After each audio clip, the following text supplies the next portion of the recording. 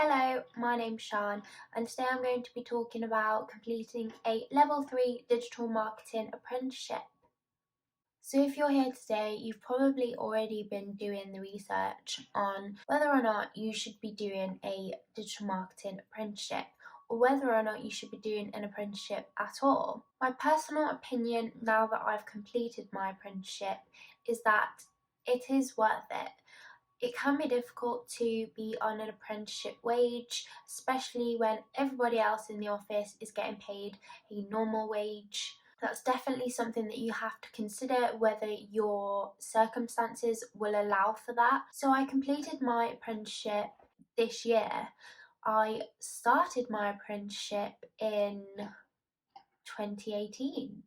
So yeah, it took me over a year, but that is not the average. If it is a 12-month course that you're after, then you should be able to complete it within 12 months. The Level 3 Digital Marketing course covers all of the basics of marketing. You take a look into some of the platforms, you have to do case studies, you have to do boring stuff as well, like the health and safety and equality in the workplace. I say boring, obviously it's very important, but you're not learning about digital marketing when you're completing those workbooks, and it should be common knowledge anyway to not run with scissors. Apparently it's not. So we all have to relearn that, which is fine. It doesn't take up much of the course, to be honest, and the majority of the course is coursework based. So the only exam that you will have to do for a level 3 is a coding exam. Now that sounds complicated, and as somebody who's not naturally talented in mathematics, I was a little bit nervous about this. However, it is only the basics and it's pretty easy to pick up. It's just the basic coding language, and you just have to memorize a few of what the terms mean and what that'd look like on a web page. So you're probably already aware that there are absolutely loads of agencies out there now that offer apprenticeships. I went through an apprenticeship scheme that I found on Indeed when I was job searching, and it looked to me like the only avenue to get into the marketing industry.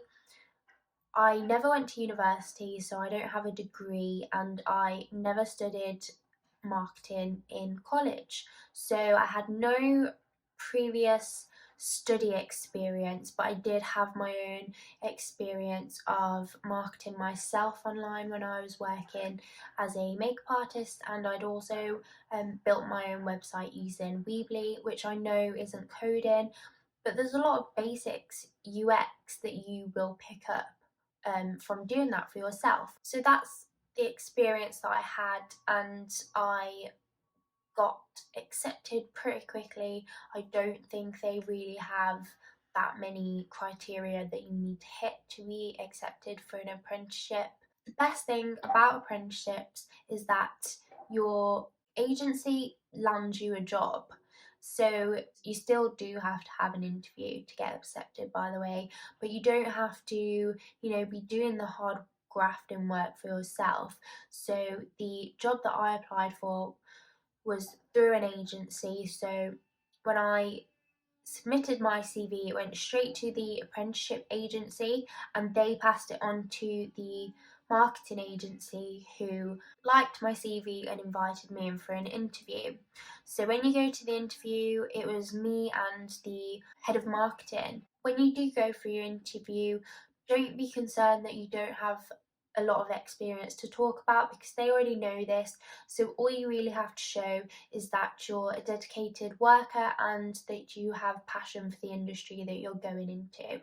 So the apprenticeship was 12 months long, and I completed all of my work while I was at the agency, minus the endpoint exam. So the endpoint exam, you'll probably hear it referred to as the EPA, and that comes right at the end of your apprenticeship, and that just is the barrier standing between you and your qualification. Throughout the year, you have sessions with your mentor, who will just come to come to your office and see how you're getting along, ask you any questions. If is there anything that you want to learn, is there anything that they can assist with by speaking to your employer about. But all in all, your employer should be aware that you're there to work, but you're also there to complete your apprenticeship. That's why you're getting paid an apprenticeship wage. So make sure that if you are at work and they're not giving you the full allotted hours and training that you signed up for, that you say something. Otherwise, you're just working for low wage and they're taking advantage of you. So make sure that you get as much out of that workplace as you can. Again, you're not getting paid an apprenticeship wage to do the same job as everybody else. Make sure that if you have any issues, you speak to your mentor. The apprenticeship agency that I worked with were actually really helpful in that regards. So the reason it took me a little bit longer is because although I was at the marketing agency for a year, so I was there for 12 months and I should have completed it all, there was a delay with the apprenticeship agency, which meant I went a good 6 to 8 months before I heard anything about my work being assessed and getting a date for the EPA, which really sucked because I'd relocated to another county in the UK. I'd got a new job, and then, for 5 months in, I get contacted by the apprenticeship agency saying, sorry it's been so long, but we finally assessed your work. It's finally been quality approved, and now we can submit you for an EPA, which was really stressful because then I have to go into work and explain that I still need to complete this apprenticeship in order for me to get my certificate.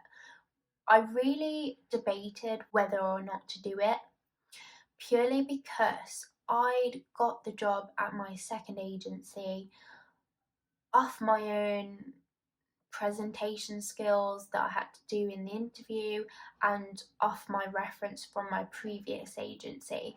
I didn't want to remind them, after only being there for a few months, that I only have 1 year's experience in marketing, and that is purely because I did an apprenticeship.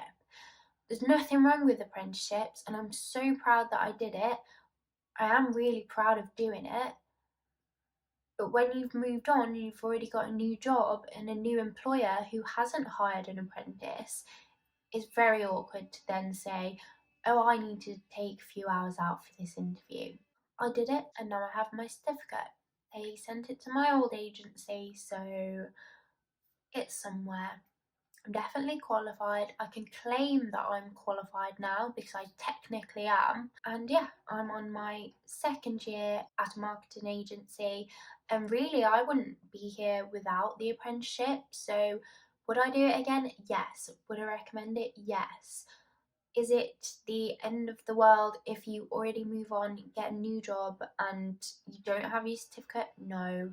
You've already been hired. One key thing that I have learned is that having a degree or a qualification won't get you the jobs. It's who you know, unfortunately. It's who you know, what you know, and how passionate you are. So, all I'd say is if you are thinking about doing a digital marketing level 3 apprenticeship, that be prepared to do your own work, to educate yourself outside of the allotted apprenticeship time. If you have any free time at the agency that you're placed with, make sure you dedicate that time to learning, pick up as much as you can. Don't feel committed to any particular department in your first year.